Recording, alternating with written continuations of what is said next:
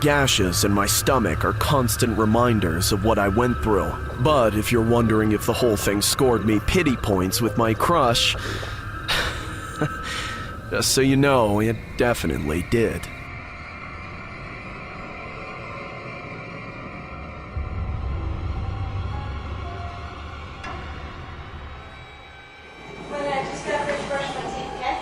What? I just got finished brushing my teeth. Alright.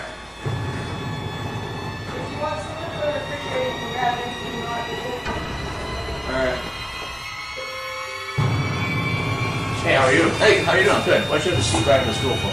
And keep your hands on your pockets, please. Alright, no problem. The next story was inspired by a creep who was caught on an undercover sting television show.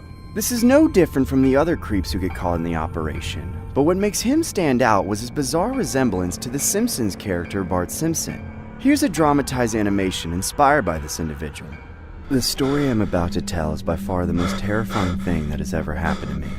I was just a kid at the time, but as a young teenager I thought I was much more mature than I actually was. My parents were leaving for the weekend to go visit some relatives who lived about 4 or 5 hours down the road in a rural part of the state. They had an acre of land and a huge house, so that was usually the place where reunions were planned. My parents wanted me to come, but to me, the thought of being stuck for 3 days in the middle of nowhere with all of my cousins, none of whom I was able to get along with, sounded like torture. I begged to stay, but it took a lot of back and forth to convince my parents that I was mature enough to be left alone at the house. My parents eventually caved and let me stay.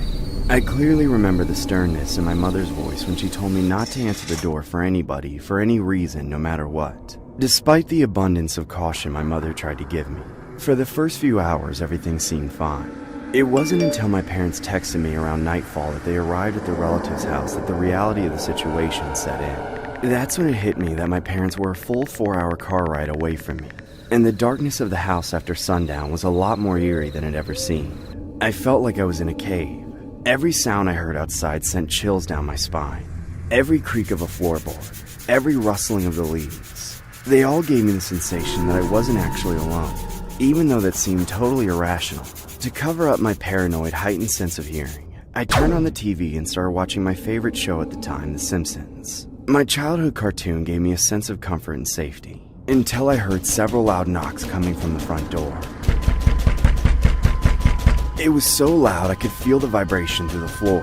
I froze and tried to pretend I didn't exist, hoping that whoever it was would just go away, but they wouldn't. The fear and panic within me simply continued to build as the relentless pounding at the door went on and on. Finally, I couldn't handle it anymore. I got to my feet and very slowly walked up to the door and cracked it open. Immediately, the person on the other side tried to barge straight in, but they were held back by the chain lock that I had left latched. When they realized they couldn't get in, they crammed their face in the space between the door and the frame. I couldn't recognize who the man was, but he was old and creepy, especially in the way that his glossy eyes fixated on me in the dark. Hey, little man, what's your name? Alex? What's yours? Would you let me in, Alex? I need to talk to your parents. Are they home? Why?